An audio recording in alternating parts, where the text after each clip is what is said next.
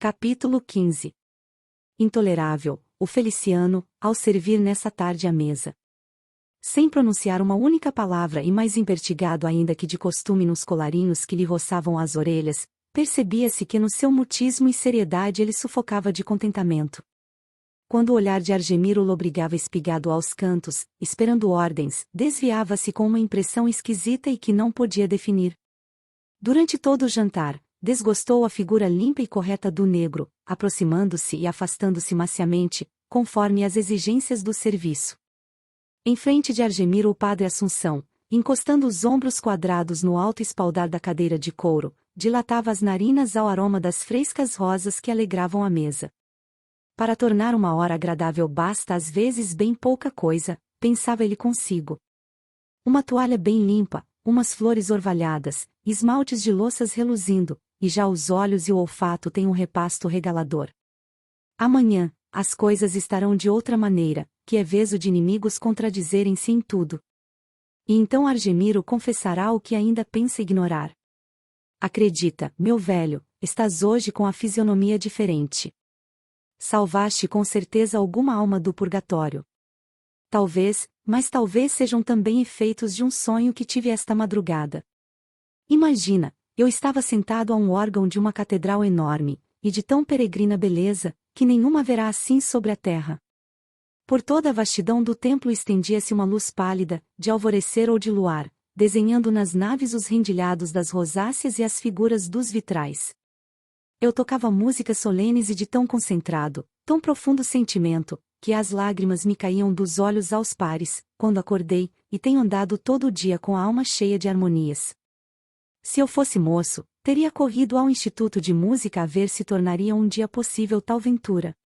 Por que hão de vir tão tarde semelhantes sonhos? Para que se não realizem. É isso. Minha mãe, lembras-te? Adorava a música e o piano poucos segredos teria para ela. Foi pena que não me tivesse transmitido essa prenda. A arte da música é perfeitamente compatível com o sacerdócio e eu teria uma válvula para as minhas febres. Escreve. A palavra é indiscreta e arrastaria o meu temperamento, que eu trago fechado à chave. Nunca pensei que ele se submetesse a isso. És um forte, Assunção. Nunca pensaste, por quê? Porque te conheço desde pequeno. No colégio ou em casa, foste sempre um rebelde. Não posso esquecer-me do dia em que minha mulher, nesta mesma sala, ali, naquele canto, me disse que tu ias tomar ordens. Efetivamente, foi ela a primeira pessoa a quem confiei essa resolução. Como eu protestasse, indignado contra a ideia, que sempre me foi muito desagradável, ela observou: tu zangas-te. Pois eu estimo. Ele será o meu confessor. Tudo isso vai longe. Para mim não. Parece-me que tudo se passou ontem. No meu sonho, esta madrugada, reviveram essas comoções. As imagens da catedral, todas de mármore branco, tinham, na opacidade da pedra, a expressão humana das criaturas que amei na minha adolescência e na minha mocidade. As melodias gloriosas que eu derramava pela vastidão do templo eram formadas pelas vozes delas, ressuscitadas miraculosamente naquelas endechas sacras.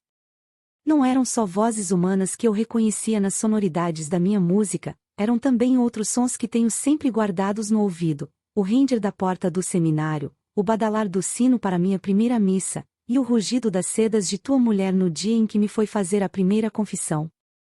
Nunca me esqueci, foi como um ruflar de asas. Pois a minha alma transportava essas impressões em largos cânticos, vendo as imagens estáticas todas voltadas para a chuva do meu pranto e sentindo a minha alma encher o mundo. Um sonho de artista genial, e em que eu gozei as alegrias fecundas da criação. Não te parece que sejam os artistas os homens mais felizes da terra?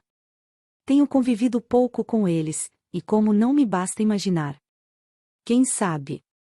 Olha, toma vinho. Creio que te basta o da missa. Pouco mais que é isso? Nada. Argemiro tivera um pequeno sobressalto involuntário, vendo a mão negra do Feliciano pegar na porcelana cor de leite do seu prato. Nunca te aconteceu, ao ter qualquer impressão, sentir mau ou bom gosto na boca? Nunca, respondeu o padre. pois agora foi como se eu tivesse tomado uma colher de sumo de limão. O olhar de Argemiro acompanhou o vulto do negro, que se dirigia para a copa. Assunção argumentou. Está nas tuas mãos o remédio. Despedi-lo? Pois então? Acabo por fazer isso mesmo. Realmente, não há nada como a ignorância para certa gente. Meu sogro fez de um moleque humilde, um homem ruim. Se em vez de o mandar para a escola, com bolsa tiracolo e sapatinhos de botões, o deixassem na modéstia da cozinha ou da estrebaria, ele não teria agora nem a revolta da sua cor nem a da sua posição.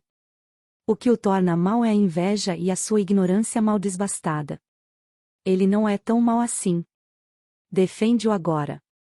O Feliciano voltou com a sobremesa, um doce novo, desconhecido de ambos e que o copeiro não teve remédio senão confessar ter sido preparado por Dona Alice, receoso de que ela o ouvisse por detrás das portas.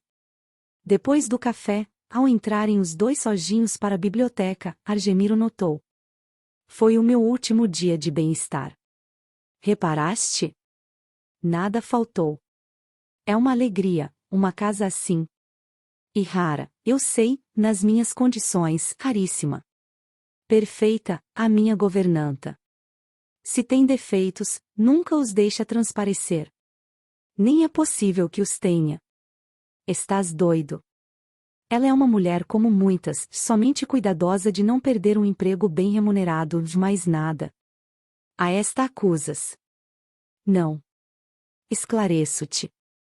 Jogaste uma cartada, foste feliz, dá-te por bem pago por estes largos meses de tranquilidade. Supondo que tua sogra se incompatibilize com a Dona Alice, acharás depois outra governanta nas mesmas condições. Esta é tão perfeita como será a outra, desde que tenhas com ela as mesmas exigências que tiveste com esta. Pensas então que seja só movida pelo interesse pecuniário que ela tão bem se desempenha de tudo? Penso que isso concorrerá. Pensas que só o interesse de agradar e de conservar um emprego mesquinho dite as lições de moral e de desenho que ela dá à glória? Concorrerá. És mau, ou não és sincero? Eu falo com imparcialidade, porque, como sabes, ela para mim não é uma mulher, mas uma alma. Não a vejo, não lhe toco, a sua imagem material é-me tão indiferente como um pedaço de pau ou uma pedra. Para mim, basta-me a sua representação, neste aroma, peculiar dela e que erra sutilmente por toda a minha casa, nesta ordem, que me facilita a vida, e no gosto com que ela embeleza tudo em que toca e em que pousa a vista. É uma educada. Afigura-se-me que ela deve ter estudado à sombra de castanheiros ingleses, entre campos de tulipas e jacintos, tão diversa ela me parece dever ser das outras mulheres. Não me digas que é feia. Já sei que o é, mas deixa-me com esta fantasia, que me sabe bem. Aí vem o Adolfo. São os passos dele. É bom que venha cortar este idílio. Os idílios são como sonhos, também às vezes vêm tarde. Foi um lindo sonho, o teu. Bom. Ele já tem consciência do perigo, pensou consigo Assunção. Adolfo Caldas apareceu entre os umbrais da porta, com as largas faces rubicundas crestadas de sol. Fora a paquetar por causa de uma mulher. Não valerá o sacrifício. E o serão, passaram-no a falar de amor, de política e de negócios. No outro dia, às 11 da manhã, um carro conduzia os Barões e Glória, da Central para as Laranjeiras. Estava um dia, como dizia essa, arrepiado. Pequeninas nuvens cinzentas em forma de escamas sobrepunham-se no azul do céu. Nas ruas andava gente agasalhada. Um ventinho úmido filtrava-se por entre as ramas empoeiradas do arvoredo das praças. O barão sumia-se no assento do fundo, entre as dobras fartas da saia castanha da mulher, que uma expressão de firmeza e resolução animava. No assento da frente, Glória, com um largo chapéu de fitas amarrotadas, observava tudo o que via de relance pelas calçadas. Comentavam a falta de Argemiro. Por que não teria vindo Argemiro à estação? Feliciano, esse viera, e lá ficará despachando malas e embrulhos para casa. Bem bom rapaz, o Feliciano. A baronesa preparava o ânimo para conflitos. Bem suspeitava de que o genro não estaria contente, ele que tanto a estimava havia poucos meses. Ia, enfim, ver o focinhozinho dessa Dona Alice, que se metia em tudo, estragando a felicidade da família. Era o fermento mau, gera a colher de veneno, a gota de azeite rançoso no leite doce e fresco. Como a receberia ela? Como uma criada grave. Como uma dona de casa. A baronesa preparava-se mentalmente, para tal caso, tal atitude. O carro ia depressa, abalando o fígado doente do barão, que se submetia a tudo contrariado, e fazendo tremer a papada flácida da baronesa. A sombra das suas lindas mangueiras, o sossego das suas salas amplas, abertas para o silêncio dos campos ramificados por grossas veias de águas fugitivas, o recorte azul das montanhas afastadas, que lhe era doce contemplar da sua varanda ao pôr do sol, afiguravam-se-lhe bem perdidos para sempre, como se não de bairro, mas para outro país estivesse de mudança. Arre! Exclamou o barão, sem poder sofrear uma praga, a um arranco do carro, que lhe abalou todas as vísceras. Tem paciência, meu velho. Aconselhou a baronesa, voltando-se para ele não menos abalada. O Feliciano escolheu o carro pior que encontrou. Decididamente. Outro balanço cortou-lhe a frase e o barão suspirou, lamentando de si para si a perdida liberdade da chácara, vigiando as suas plantas, os viveiros de pássaros, os seus estudos de botânica, práticos, gostosamente feitos pelas orvalhadas das madrugadas de maio. Desacostumara-se a olhar para as paredes, odiava a cal. O mar. Gritou Glória com alegria. O carro entrará no cais da Lapa. A baronesa demorou a olhar sobre a neta. Estava certa de que ela atrapalharia, era um obstáculo à execução dos seus planos. Depois cerrou as pálpebras, sem querer ver a rua por onde a sua Maria passará rígida, fechada à chave, entre galões de ouro, caminho do Caju. Desde esse dia que não tornará aquele bairro, em que a sua imaginação teimosa insistia em fazer de Maria o mesmo ser animado e doce que fora em tempos perdidos. Fugira da realidade amarga para o sonho consolador, onde resistia às solicitações da verdade. Por que não afagar uma ilusão, quando ela suaviza um sofrimento? Vovó está doente? Não, vai me custar. A culpa não é minha. Observou o barão. Ninguém te acusa, descansa. Que é que vai custar, vovó? Nada. Filha. Glória voltará a olhar para a rua, rindo de umas coisas, admirando-se de outras.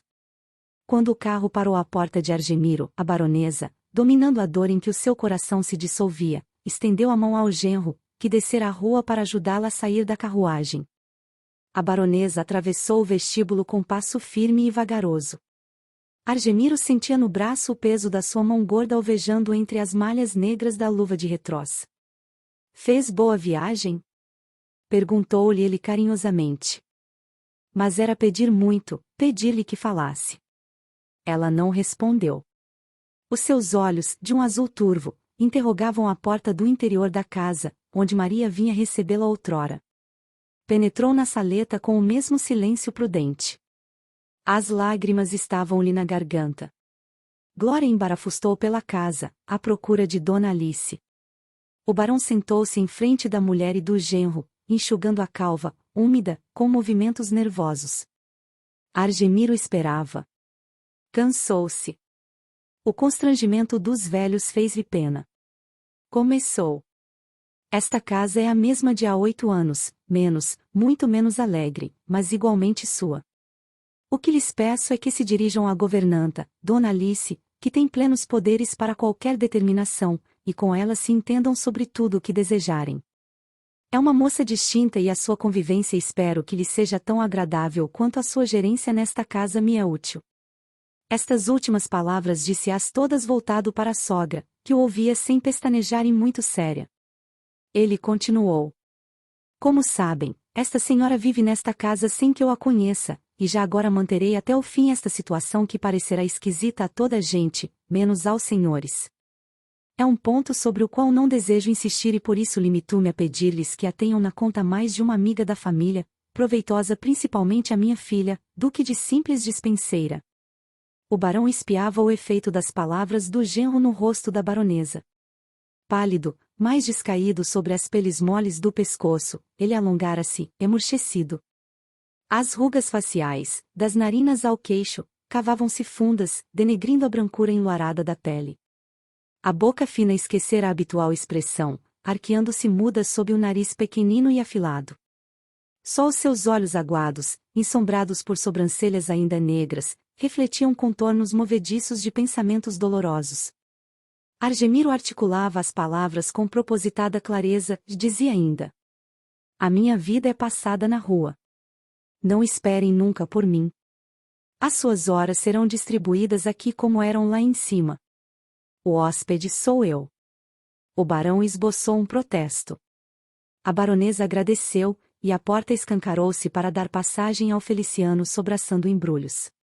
Atrás dele o carregador, as malas, a confusão. Argemiro alegou necessidade de uma entrevista cuja hora se aproximava, e fugiu. Chegará a hora de ver a outra, a tal Dona Alice, que deveriam tratar como pessoa de família. Se valerá a pena vir de tão longe para isso. Pessoa da família. Que heresia e que escárnio. A facilidade com que se dizem certas coisas. Como se uma criatura qualquer pudesse entrar por uma família adentro, como por um hotel, sem cerimônia. Para que tinha vindo? Para verificar um fato já conhecido? Não estariam ainda a tempo de voltar para trás, para a felicidade silenciosa das suas velhas mangueiras, e das suas águas fugitivas? Isso seria razoável, se não houvesse a vingar a doce Maria, tão abandonada. Pobre filha, ter o seu lar, o seu lugar, invadido por uma intrusa de má morte. O Rio de Janeiro era, decididamente, a capital da perdição.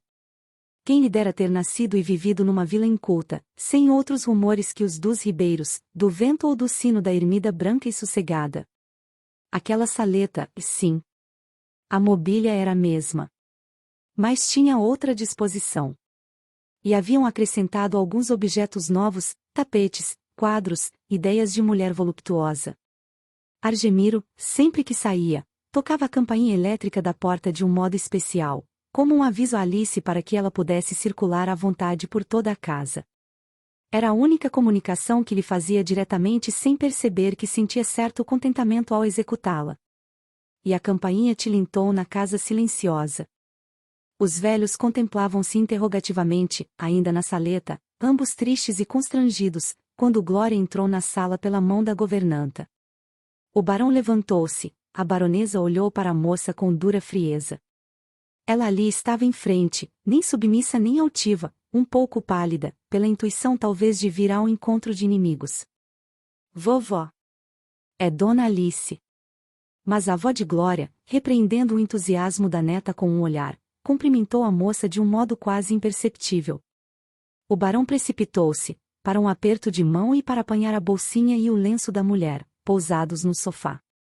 "Meu quarto está pronto?" perguntou a baronesa, como se falasse a uma criada. "Está, sim, minha senhora." "Queira seguir-me." "Não é preciso. Eu sei o caminho, Glória." "Vem tu comigo." A baronesa abriu a porta do corredor e arrastando a neta saiu, acompanhada pelo marido, que levava as mãos cheias de embrulhos, fingindo-se muito atrapalhado com eles. Alice sorriu. Certamente a vida é às vezes bem amarga e dura de ganhar. Que deveria ela esperar? Fosse o que fosse, esperaria até o fim.